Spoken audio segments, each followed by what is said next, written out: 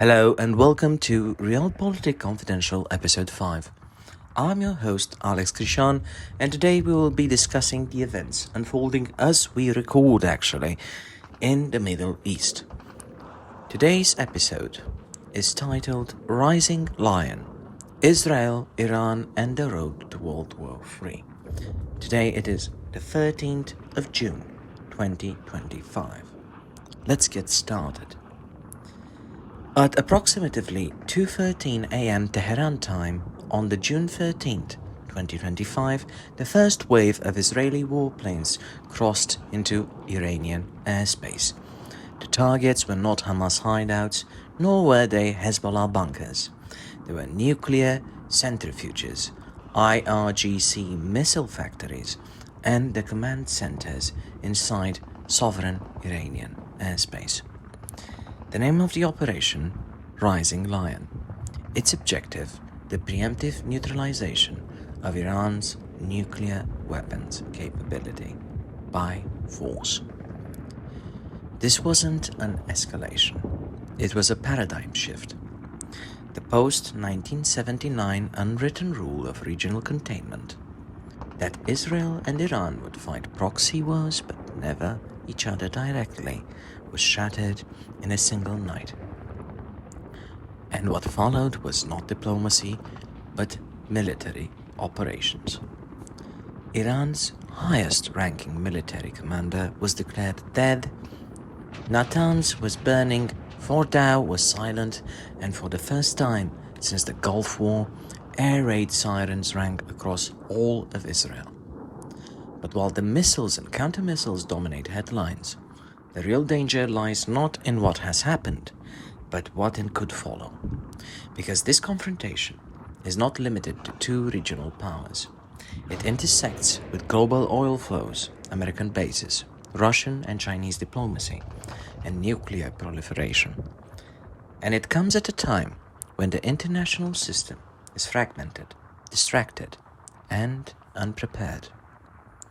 In this episode, we will try to examine how this crisis began, what Operation Rising Lion hit and why, what Iran's military and retaliatory options could be, how Israel is preparing to absorb and deter reprisals, the American, European and NATO positions, the 5 most probable escalation paths, and why this may be the most dangerous flashpoint since 1945.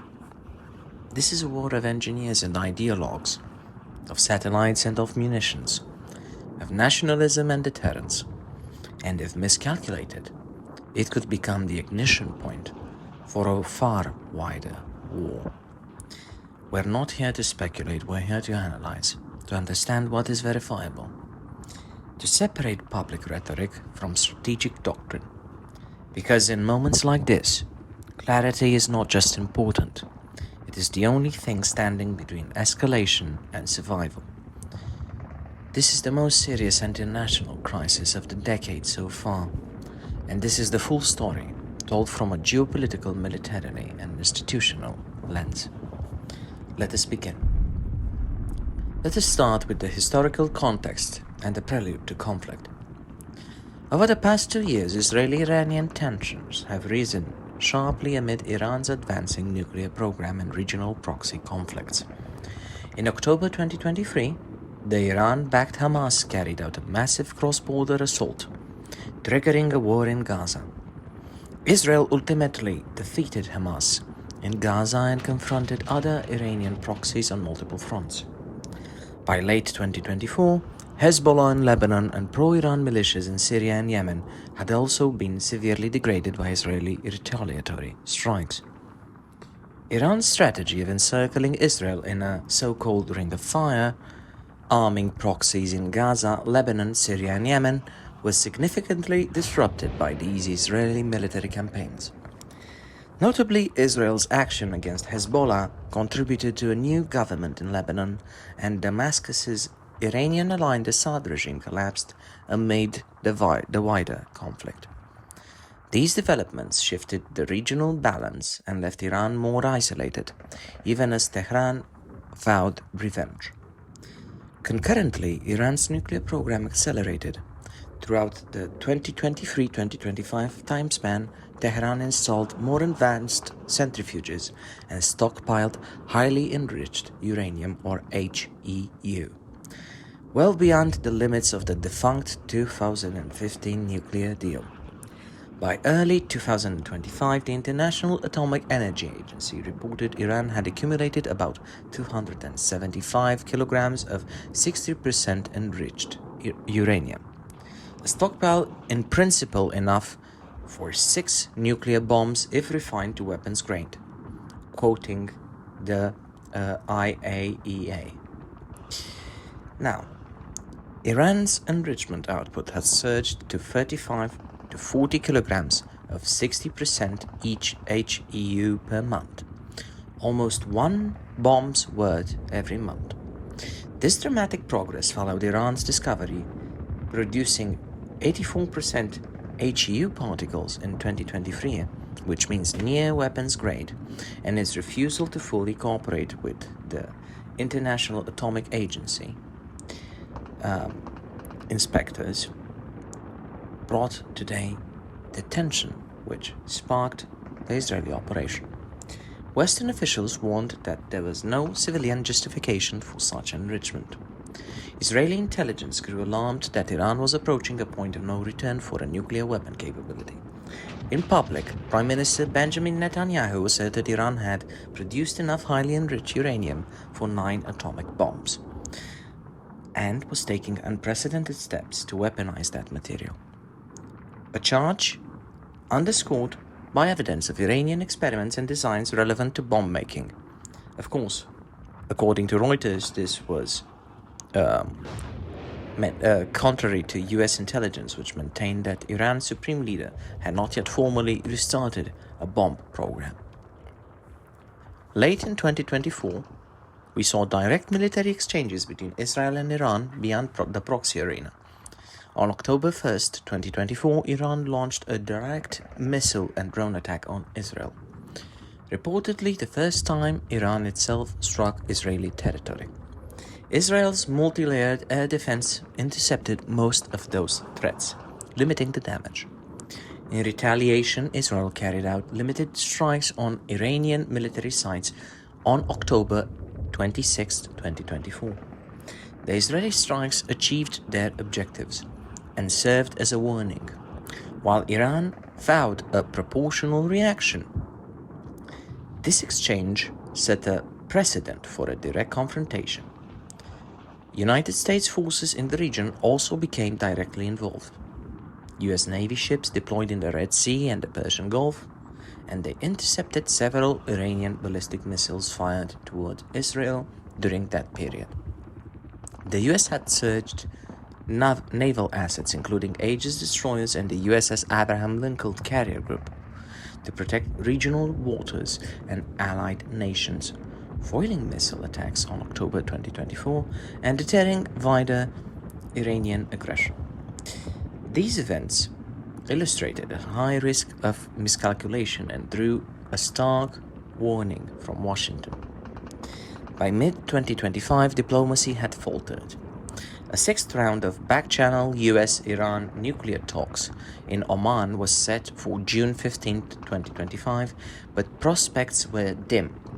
President Donald Trump's administration had been negotiating via envoy Steve Witkoff, seeking a new agreement to curb Iran's enrichment. Yet Iran's hardline government, now led by President Mahmoud Pezeshkian, in this scenario, refused to relinquish its enrichment gains. On June 12, 2025, the International Atomic Agency board censored Iran for non-compliance. This very next day, Israel initiated Operation Rising Lion, a large-scale preemptive military campaign to neutralize what it deemed an imminent and existential threat from Iran's nuclear and missile program. Now, let us discuss the actual Israeli strikes under Operation Rising Lion. That is to say, the initial targets and the observable battle damage. Operation Rising Lion began in the pre-dawn hours of June 13, 2025, with a massive wave of Israeli air and missile strikes across Iran.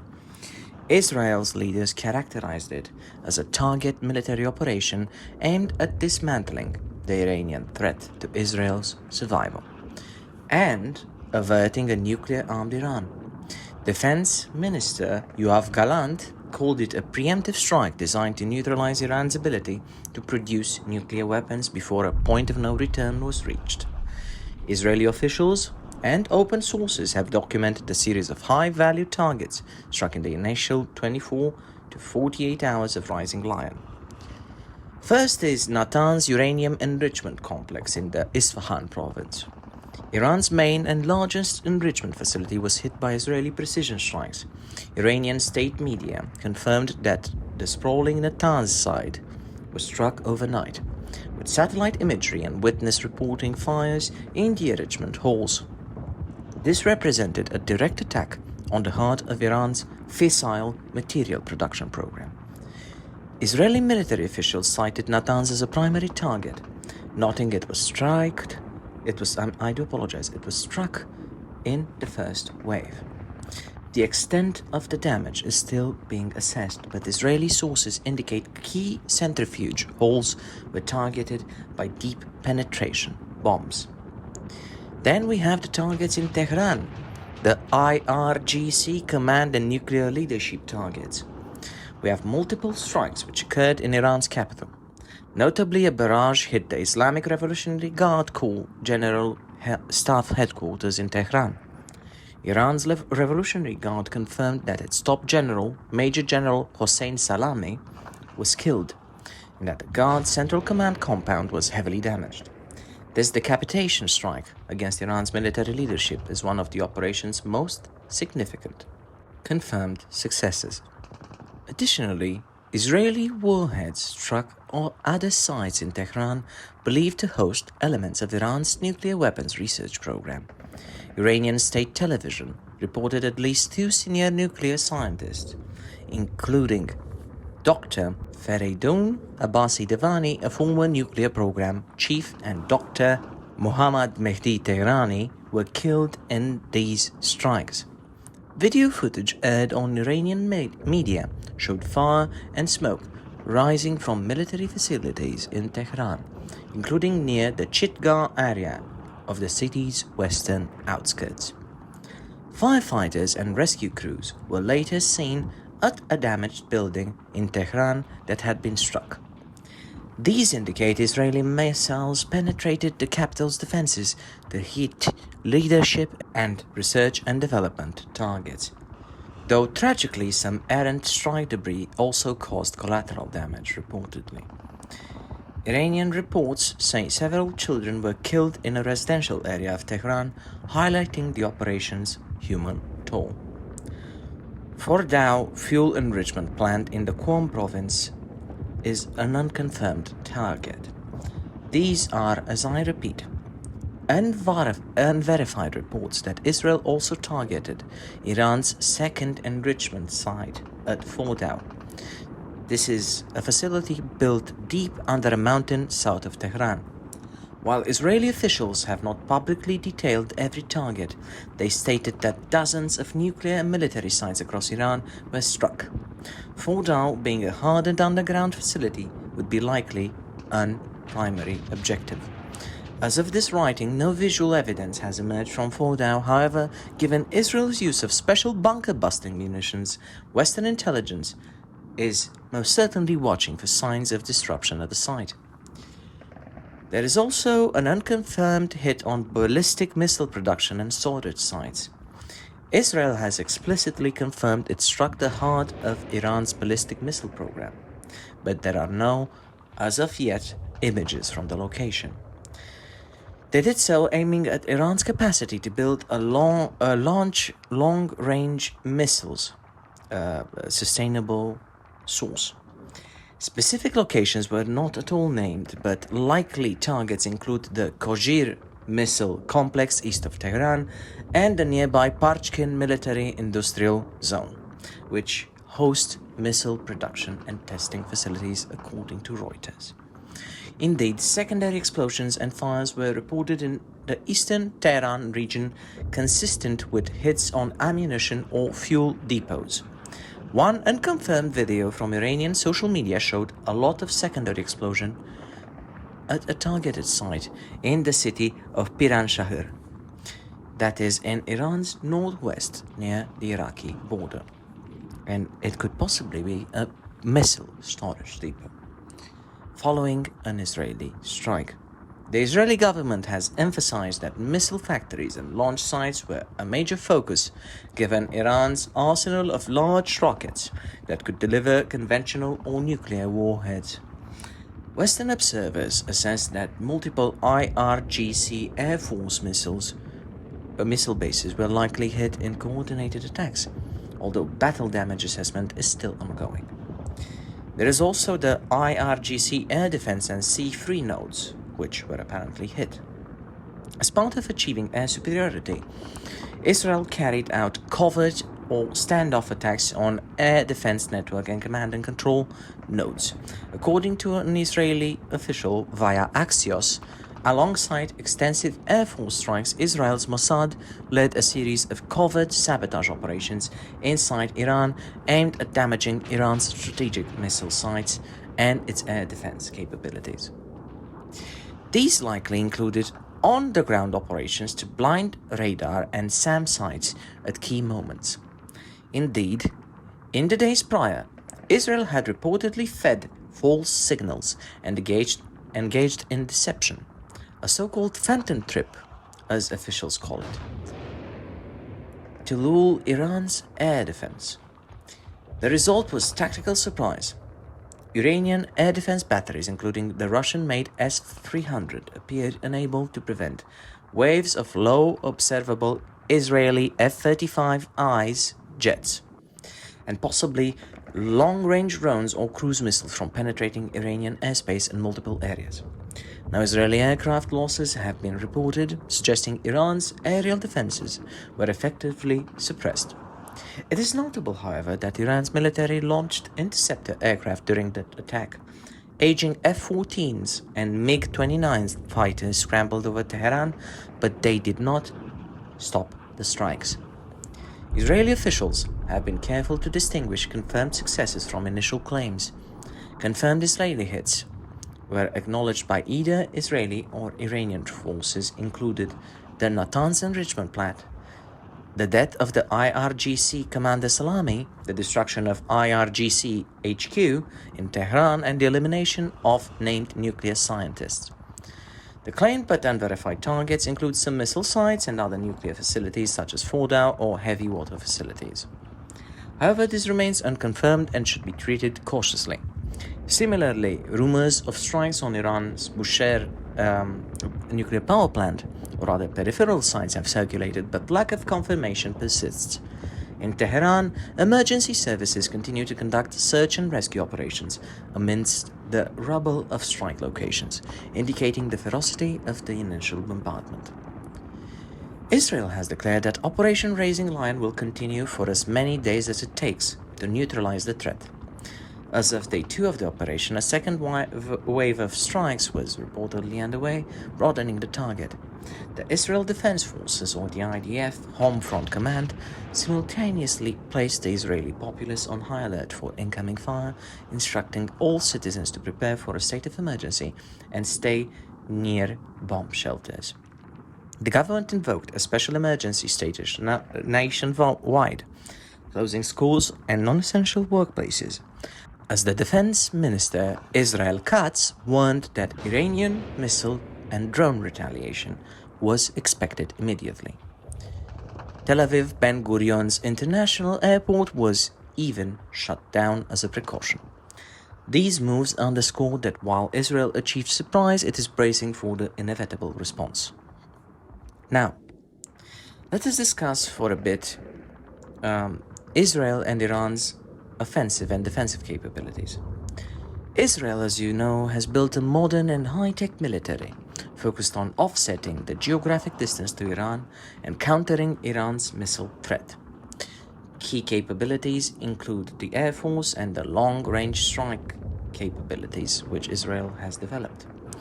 The Israeli Air Force, or the IAF, is the region's most advanced. It operates hundreds of US-supplied fighter jets, F-15I Ram and F-16I Sufa strike fighters, and at least 50 F-35I Adir stealth multi-role jets. Now, these aircraft give Israel the ability to penetrate defended airspace and deliver precision-guided munitions at a long range. However, Israel lacks heavy long-range bombers. Instead, it relies on aerial refueling to extend its fighters' reach.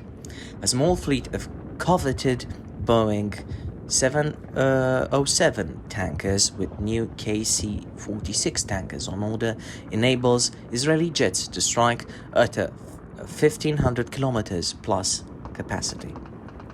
That is well within the distance to Iran, and with multiple in-flight refueling. In recent years, Israel demonstrated its reach. For example, Israeli F-35Ss and F-15Ss struck Iran-linked targets near Yemen, and this is at a distance of over 1,800 kilometers. Now, when we discuss the Israeli precision weapons and munitions, Israel has prioritized bunker-busting ordnance precisely to target this sort of Iranian facility. Now, when it comes to integrated air and missile defense, to shield its homeland, Israel fielded a multi-layer air defense system, one of the most sophisticated in the world. This architecture, developed jointly with the United States, addresses everything from mortars to ballistic missiles. We have the Arrow 2 and the Arrow 3. The Arrow system is operational since the early 2000s, with Arrow 3 being introduced in 2017, and it is designed especially to intercept ballistic missiles at high altitudes and long ranges. Arrow 3 interceptors destroy threats in space. These are called exo-atmospheric targets, while Arrow 2 covers lower endo-atmospheric interceptions.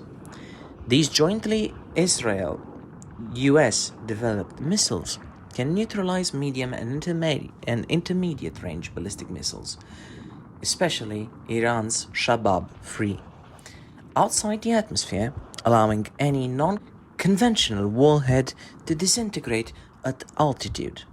Israel has at least 4 Arrow batteries deployed. Notably, during Rising Lion's aftermath, Israel used Arrow 3 to shoot down a ballistic missile fired by Yemen's Houthi rebels at a central Israel location on June 10th. This underscores Arrow's role as the top-tier defense. David Sling is also a composite of Israel's air defense system.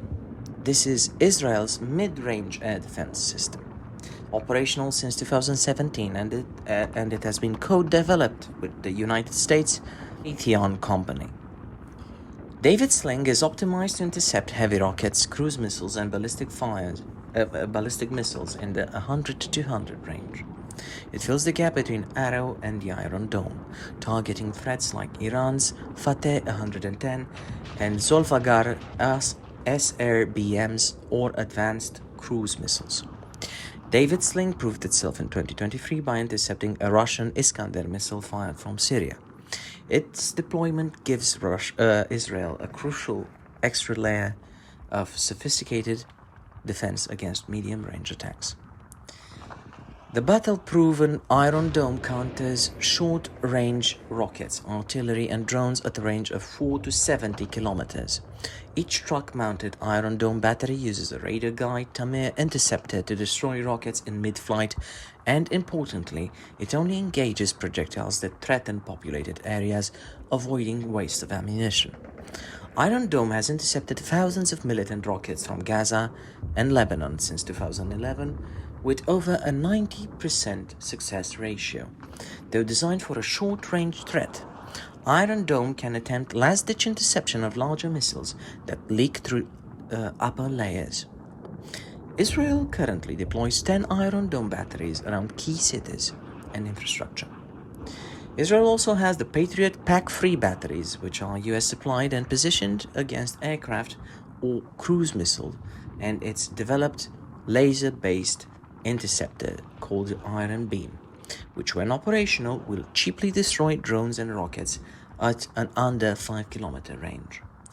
During the current crisis, the United States even bolstered Israel's defense by deploying a THAAD battery, that is to say a Terminal High Altitude Area Defense, an American system that arrived in late 2023 to support against Iranian SRBMs and MRBMs. All these defenses are integrated with US regional assets. Israel's systems are designed to patch into the US interceptor network for a coalition defense, meaning if Iran launched a broad salvo, US Aegis ships or Gulf-based Patriot units could coordinate with Israeli Arrow and David slings to provide a multinational shield. Israel's layered active defenses are complemented by robust early warning infrastructure, green pie radars from Arrow, for example, and civil defense preparedness, which Israel excels at, that is to say, bomb shelters, sirens, the red collar alert system, and so on. In the current emergency, millions of Israelis have been regularly rushing to shelters upon incoming sirens, but thus far, Israel's defenses have managed to intercept or mitigate limited retaliation attacks such as the Houthi missile launches. Senior Israeli officials remain confident that their defense would trump Iran in any air war, albeit acknowledging it would come at a high cost if saturated, quoting Reuters. Indeed, Israeli planners recognize that no shield is foolproof, and a large-scale Iranian missile barrage could strain the system. Iran's military capabilities and assets, on the other hand, are completely different. Despite decades of sanctions, Iran fields a mix of conventional forces and unconventional capabilities that pose a serious threat, especially via missile proliferation. Key elements of Iran's arsenal include ballistic missiles. Iran possesses, after all, the largest missile force in the Middle East, with a stockpile estimated at more than 3,000 to 3,500 ballistic missiles of various ranges and fabrications. This arsenal is the centerpiece of Iran's deterrence and power projection. According to United States intelligence, quoting Axios, about 2,000 of these ballistic missiles capable of carrying warheads of 500 to 1,000 kilograms exist. Many are capable of reaching Israel, which is about 1,000 to 1,200 kilometers from Iranian territory. Iran has invested heavily in increasing both range and accuracy of its missiles, as well as sheer production quantity. As of 2025, Iran's defense ministry claims some missiles can carry extraordinarily heavy warheads, that being said, up to 4,000 pounds payload. And US officials report Iran ramped up missile production to 50 per month in the past year. The goal per Israeli and US assessment is for Iran to saturate Israeli defenses in a future conflict by firing more missiles than systems like Arrow and the Iron Dome could possibly intercept. Iran has a ballistic missile inventory which spans short, medium, and potentially intermediate range classes. Key examples from open source data are summarized, with the Fateh 110, which is 300 to 700 kilometers, the Qiyam SRBM, which is somewhere around 750 kilometers in range, the Shabab 3, which is a medium-range ballistic missile of 1,300 kilometers range, and the Sejil 2, another medium-range ballistic missile, which can fly up to 2,000 kilometers from its target. There is also the Courage Mahar, which in some variants can go over 2,000 kilometers, according to IranWatch.org. Iran has also heavily invested into unmanned aerial vehicles, or UAVs. Iran has developed and proliferated a wide array of these drones, from tactical UAVs to long-range suicide drones. Analysts estimate Iran's inventory includes low thousands of drones of various types. Drones such as the Shahed 136 loitering munition used extensively in Yemen and by Russia and Ukraine. These have ranges of 2,000 plus kilometers and can swarm targets. Iran's Shahed 129 and the Mohajer series UAV can carry guided bombs or missiles. During the current conflict, Iran's drones have already been used in at least one direct attack, the October 2024 incident, and also by proxies. The Houthi rebels in Yemen, for example, which are Iran-aligned, have launched well over 400 ballistic missiles and drones at Israel since the war's start in the late 2024. Many of these are Iranian-supplied UAVs like the Waid, derived from Iran's Shahed 131. While most have been intercepted or fell harmlessly, one Houthi drone did kill an Israeli civilian in July 2024, prompting an Israeli strike at the Houthi launch site.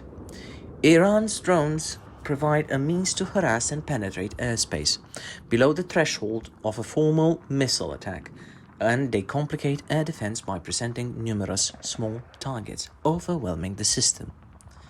Air Force, well, that was never Iran's strong suit. Iran's manned air force is relatively antiquated and far outmatched by Israel's. The Islamic Republic of Iran's Air Force, or IRIF, has only a few dozen operational fighters. Many are 1970s era US models like the F-4 Phantom II or the F-14 Tomcat or the F-5. These were acquired before the Islamic Revolution of 1979. They also have some additional Russian-fabricated MiG-2029s and Sukhoi 24MK from the 1990s. These are attack jet fighters which are considered antiquated by modern generational fighters. Due to inability to buy new Western aircraft for decades, Iran's fleet is plagued by maintenance issues. Iran attempted to acquire modern Sukhoi 35 fighters from Russia, but as of 2025, it's unclear if they have been delivered. In the lead-up to this conflict, Iran's Air Force commander insisted their old jets were in the best state of preparedness, but the reliance on the aging Sukhoi 24 bombers and a handful of pilots underscores Iran's air power weakness. During Israel's strikes, Iran did scramble fighters, but they failed to engage the high-flying Israeli F-35s. Simply put, Iran's air force cannot reliably contend with the Israeli air superiority. Instead, Iran's strategy leans on missiles and drones as its air force, while using its jets mainly for local defense or proxy support. Iran also lacks sophisticated airborne early warning aircraft or AWACSs and has limited aerial refueling capabilities, hampering extended air operations. These weaknesses in conventional air combat forced Iran to invest more in air defense and missiles. When it comes to air defense systems, to defend the skies, Iran deploys a layered network of surface-to-air missiles, or SAMs as they're more commonly known, combining imported Russian technology with indigenous systems.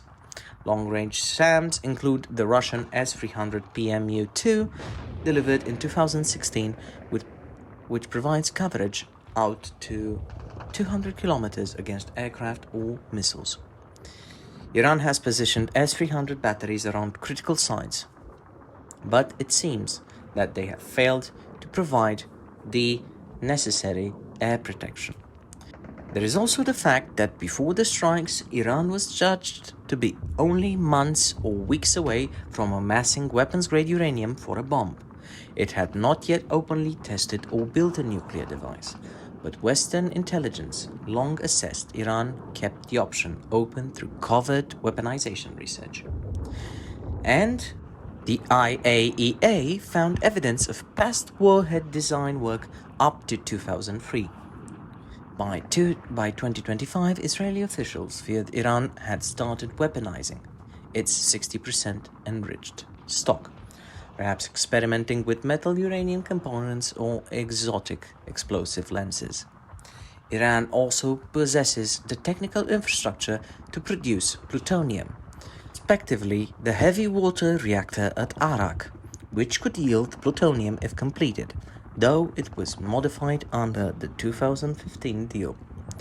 As of the IAEA's last reports, Iran's breakout time, the time to produce 25 kilograms of 90% highly enriched uranium for one bomb, had shrunk to mere days.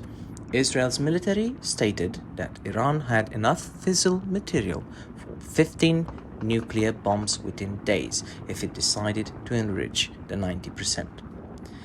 This count likely assumes Iran's stock of 20 and 60% enriched uranium collectively, once further enriched, could yield that many bomb cores. The IAEA's stricter yardstick put it at 6 bombs worth at 60%.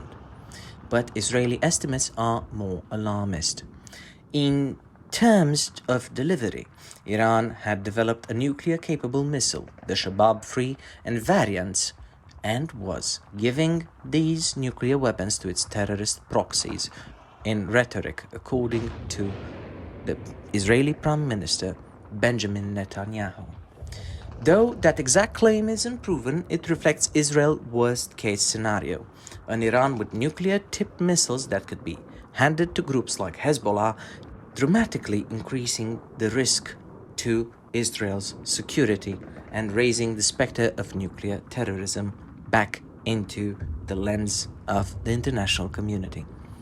Overall, Iran's nuclear capability was on the cusp of weaponization, which is precisely what Operation Raising Lion seeks to preempt. It is worth noting that the US intelligence did not assess Iran had actually built a bomb or made a political decision to do so, according to the international news agencies. But from Israel's perspective, waiting any longer was untenable. Now, we've discussed about a lot of specific technical things. Now, let us discuss the prospect of Iranian retaliation and proxy responses. As you all know, Iran's leadership has reached with fury to Israel's onslaught and has pledged a forceful retaliation. Supreme Leader Ayatollah Ali Khamenei denounced Israel's strike as a wicked and bloody crime and warned that Iran would deliver a bitter and painful fate, quote-unquote, the Zionist regime. In response, within hours of the attack, a senior Iranian security source told Reuters that Tehran is preparing to give a harsh and decisive response, the details of which are being discussed at the highest levels of Iranian command. Based on Iran's capabilities and past behavior, several retaliation scenarios are likely or already unfolding. That is to say that the possibility of direct missile strikes on Israel, meaning that Iran could launch its own medium-range ballistic missiles at Israeli cities and military targets. This is considered the most dangerous form of retaliation, and US officials privately warned that Iran might attempt a mass casualty missile and drone retaliation, which is designed to overwhelm Israel's defenses and cause heavy damage. General Eric Kurilla, head of US Central Command, testifies that an Israeli strike on Iran would expose the United States and allies with their assets to the Iranian missile attacks, noting Iran might fire hundreds of missiles in reprisal. Iran's Revolutionary Guard has already determined that the targets will be attacked severely, and they have also determined which targets will be struck. Now, according to the IRGC now defunct Commander General Salami, in a statement he made the day before he was killed, he vowed that Iran's response would be more painful and more destructive than the 2 large missile strikes that Iran launched last year. We can expect Iran to aim at high-value targets, major Israeli population centers such as Tel Aviv or Jerusalem, or strategic infrastructure such as power grids or desalination plants. Air bases and possibly Israel's nuclear reactor at Dimona are also certainly primary targets. Each Iranian medium-range ballistic missile carries up to 1-ton warheads, so even a few penetrating Israel's shield could cause severe damage or casualties. So far, in the first hours post-strike, Iran has unconfirmed reports of missile launches from its western territory. But many may be held in reserve as Iran calibrates its response. Israel's Arrow and David Sling batteries remain on peak alert to intercept any inbound missiles. Nonetheless, the possibility of large salvos, some getting through Israel's defenses, is Israel's most immediate concern. Proxy attacks on multiple fronts are also a severe concern. Iran will almost certainly activate its regional proxies to open additional fronts against Israel and United States interests in the region. While some proxies have been weakened, they still possess capabilities. The Lebanese Hezbollah has an arsenal of an estimated 130,000+ rockets and missiles. I will repeat that. That is 130,000. 130,000+ rockets and missiles. Although some were likely expended or destroyed in the 2024 clashes. After Israel's heavy strikes last year, Hezbollah's operational status is somewhat diminished, but it remains Iran's most potent proxy. There are also the Palestinian militias in Gaza. Even though Hamas has been quote-unquote crushed and removed from power by the recent war, thus far, Gaza is unlikely to erupt again in the near term. However, militants in the West Bank or elsewhere might attempt shootings or smaller attacks. The more significant Palestinian threat could emanate from Lebanon or Syria, where Palestinian Islamic Jihad cells or remaining Hamas operatives might fire rockets. Israel remains on guard, but so far those fronts are quiet. There is also the possibility of proxies in Syria and Iraq among their militias to be used. Iran's IRGC Quds force could encourage Shiite militias in Syria or Iraq to strike Israeli or US targets. In Syria, the situation is fluid after al-Assad's fall, and Iranian militias there may be in disarray. But some rocket fire toward the Golan Heights is possible from residual Iran-linked groups. In Iraq, Tehran-aligned militias such as the Kataib Hezbollah could target the many US troops stationed at the bases, such as the ones at Ain al-Assad or the ones at Erbil, with rockets or drones as they did during past flare-ups. The US has already evacuated non-essential staff from its Baghdad embassy and other regional sites in anticipation of such attacks. If US forces are hit, that could draw America more directly into the conflict. The Houthis in Yemen have already been firing at Israel routinely during the ongoing war. Since the start of hostilities in 2024, that is, they have been launching over 400 missiles and drones since the beginning of hostilities. Just hours after Rising Lion began, the Houthis in Sana'a declared solidarity with Iran and unleashed additional long-range missiles towards Israel and its Red Sea vicinity. On June 10th, the Israeli Navy and Arrow batteries intercepted a Houthi ballistic missile aimed at central Israel. Israel has warned that Houthi-controlled ports such as Hodeidah, Salif, and Rasisa could face more strikes if attacks continue. Indeed, Israel expanded operations to impose an effective blockage on Houthi ports by naval strike. We can expect the Houthi to persist as Iran's long-range arm, attempting to hit Israel's south or send explosive drones into Israeli airspace. These may not cause strategic harm, but they force Israel to divert defensive resources.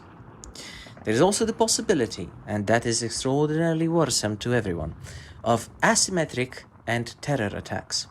Iran could resort to covert or terrorist-style retaliation abroad. This might include cyber attacks, assassinations, or bombing attacks against Israeli or Jewish targets worldwide. It also could involve Israeli diplomatic missions being attacked.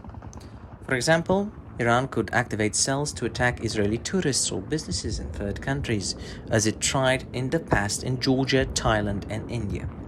These asymmetric responses could be deniable and calibrated to impose pain on Israel without direct confrontation. There is also the possibility of strikes on US and Gulf targets. Iranian officials have explicitly warned that if Iran is attacked, US forces will also be targeted. The IRGC could launch missiles or drones at US bases in the Gulf states region. That is Qatar's Al Udeid Air Base, UAE's Al Dhafra, and Bahrain's naval base. They could also strike at US warships passing the region. So far, Iran's rhetoric accuses Washington of at least tacit support for Israel's operation, even though the US denies involvement. The US is taking this threat seriously. CENTCOM's General Kurila said force protection is a top priority, and Washington has warned Iran not to target US interests or personnel, with Secretary of State Rubio stating that Iran would pay a heavy price if it did. Already the US has ordered its diplomats and military families in several Middle East locations to shelter in place or depart due to potential Iranian reprisals. If Iran chooses to retaliate against US, it could fire a volley of missiles at American installations in Iraq, Kuwait and Bahrain, or attempt to swarm boats or drone attacks on US ships in the Persian Gulf. Such actions carry the risk of an overwhelming US counter-response, so Iran will weigh them carefully. Another potential is Iran targeting Gulf Arab oil installations and infrastructure, like the Abqaiq processing plant in Saudi Arabia, for example, as it did in the past with drones back in 2019. This is aimed to hurt both US partners and spike oil prices. The Saudi and the Emirati militaries are on high alert for this possibility. There is also the possibility of cyber warfare being employed, given the fact that Iran has considerable cyber capabilities and that they could be fully employed in retaliation. That is to say that this could only be a supplement to kinetic action. In summary, Iran's likely retaliation will be a combination of direct missile strikes and indirect proxy attacks, calibrated to impose pain on Israel and signal resolve while trying to avoid an all-out war with the United States. The situation is extremely volatile, and as Iran's security source said, details are being hashed out at the highest levels. This possibly indicates debates within Iran's leadership about how far to go in the retaliatory response.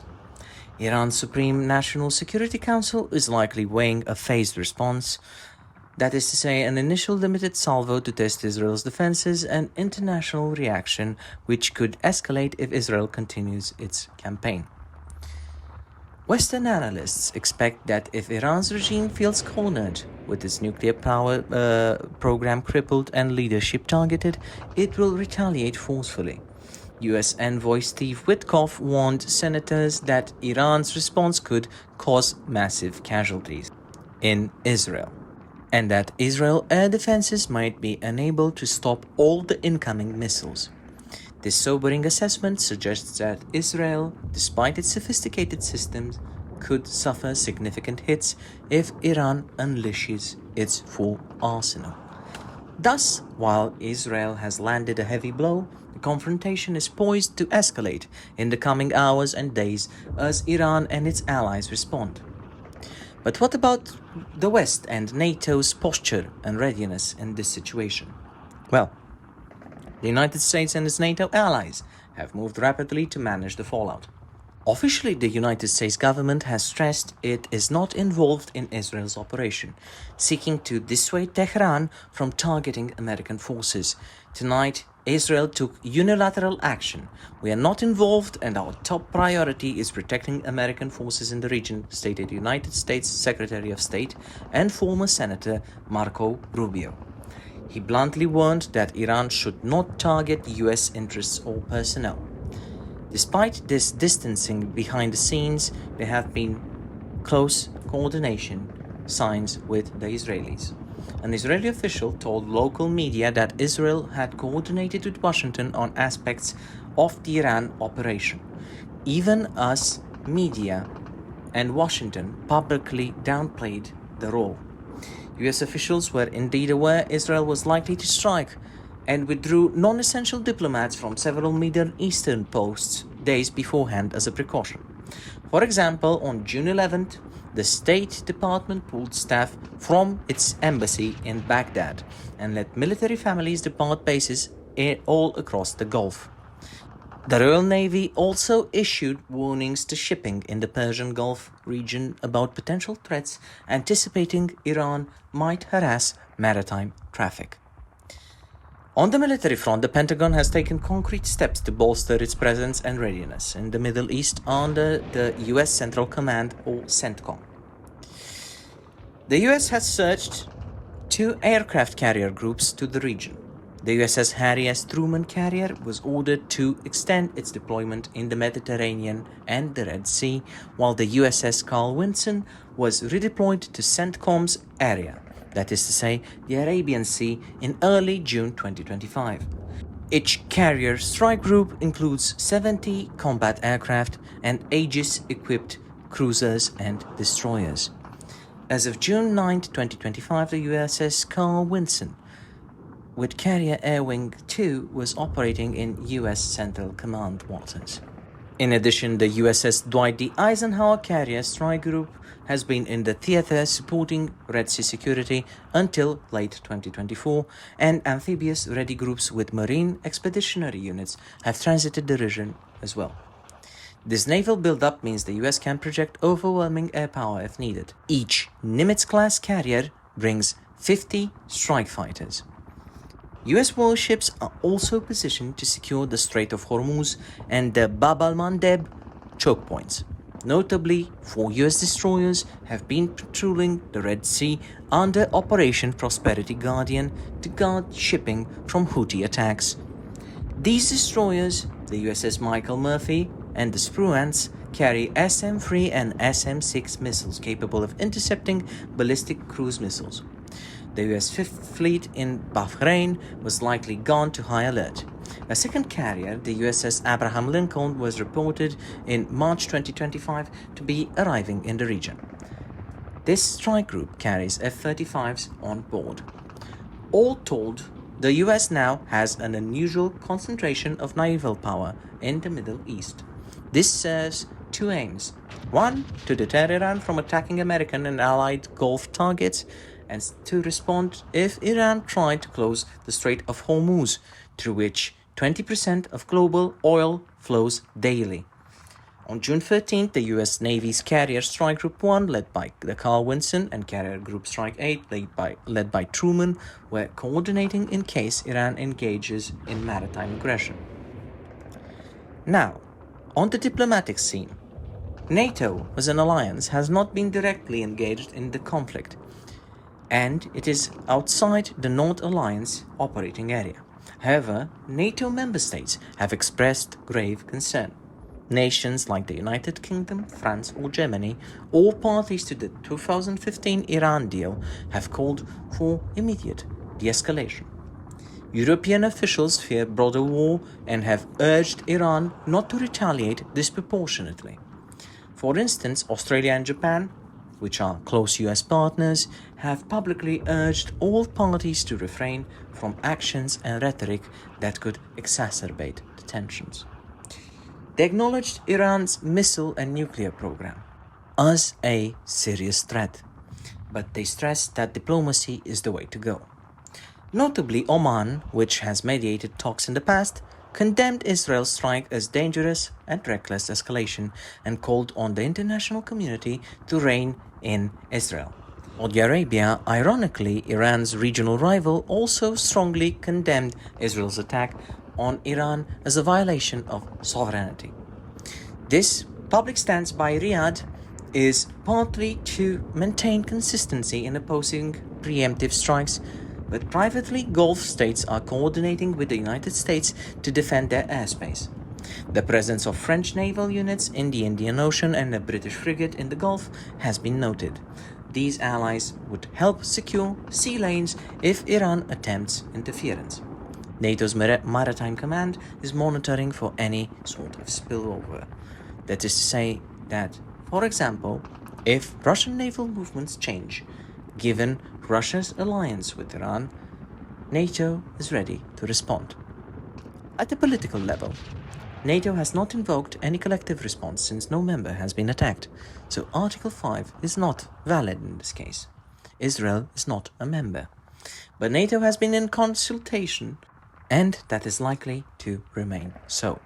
In Washington, the administration is also keen to avoid United States entanglement unless Iran crosses certain red lines.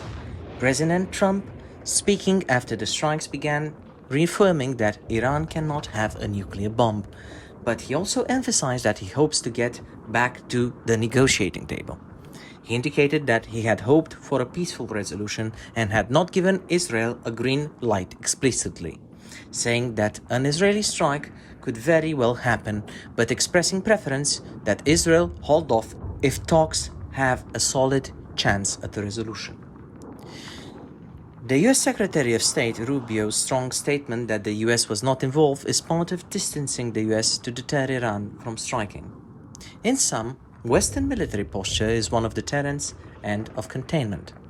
That is to say, to deter Iran from expanding the war, especially against US allies and targets, or, God forbid, close the Hormuz Strait and send the oil market into an uproar. That is the perfect tangent to talk about the geopolitical and economic consequences of this event. The eruption of open conflict between Israel and Iran marks a seismic shift in the Middle East geopolitical landscape. This has also far-reaching consequences. The energy markets and hence the global economy have felt an immediate impact, as there have been a surge in oil prices and financial market jitters within hours of the strikes. Brent crude oil spiked dramatically, soaring over 9% to around $90 to $100 a barrel. Investors flocked to safe havens like gold and the Swiss franc amid fears of conflict that could disrupt oil supplies. The Persian Gulf, through the Strait of Hormuz, handles roughly one-third of seaborne oil trade. Any Iranian move to choke off Hormuz or attack tankers could send oil to record highs and tip the global economy towards recession. Recognizing this, the United States Navy and partners have massed naval assets around the Straits of Hormuz and Bab el-Mandeb to keep them open. Britain's Royal Navy and the US Fifth Fleet have increased escort operations from tankers. Still, pausing loadings as a precaution has also been in the books. The International Energy Agency is on standby to coordinate strategic oil releases if needed to stabilize the markets. Gulf Arab producers, that is to say, the United Arab Emirates and of course Saudi Arabia, have quietly assured they will compensate for any supply shortfalls. But if their own facilities come under threat, all bets are off. In the worst case, Iran could deploy mines or submarines to temporarily close the Hormuz Strait. That is an act that would likely trigger US military intervention to clear the strait. Even a brief disruption could rattle investors and cause prices to spike. As we already see, this is already happening from the point of view of market instability. Furthermore, this conflict occurs amid a delicate global economic recovery, so sustained high energy prices or supply shock would have inflammatory effects worldwide. Key importers like the People's Republic of China or India, which are major buyers of Gulf oil, are warily monitoring the events, likely pressuring Iran and quietly the United States to avoid attacks on oil infrastructure. From the point of view of regional power alignments, the conflict is testing alliances and may realign regional relationships. Many Arab states find themselves in a complex position, publicly condemning Israel's strikes on a fellow Muslim nation, but privately not lamenting a setback to Iran's nuclear ambitions. Saudi Arabia's strong condemnation of Israel is notable given Riyadh's own fear of a nuclear Iran. This could slow down any nascent Saudi-Israeli normalization talks. Iran's relationship with Russia and China also comes into play. Russia, having grown strategically close to Tehran, including arms and nuclear cooperation, has condemned the Israeli operation. Just days prior, Moscow inked a deal to build 8 new civilian nuclear reactors in Iran by 2030. That underscores Russia's stake in Iran. Moscow sees Iran as a partner against US influence, and this conflict might spur Russia to expedite armed deliveries to its partner. China likewise has significant ties with Iran, energy imports and a 25-year strategic pact, for example. Beijing has issued calls for a ceasefire and dialogue and diplomacy, positioning itself as a potential mediator. China's primary interest in the region is stability for trade, and it will oppose actions that threaten the oil flow. If the conflict drags on, Russia and China might push a UN Security Council resolution demanding a halt to hostilities, though the US would veto any one-sided measure against Israel. The diplomatic fallout is severe, and the international system seems more fractured than ever. Iran's domestic situation is, as we know, precarious. In his address, Prime Minister Netanyahu notably addressed the brave people of Iran, distinguishing them from the regime and expressing hope for their liberation when it comes. This indicates Israel, and likely the West, hoping that the stress of the conflict might exacerbate internal opposition to the IRGC-dominated government. Iran has already faced waves of popular protests in recent years. For example, we had the 2022 women's protest.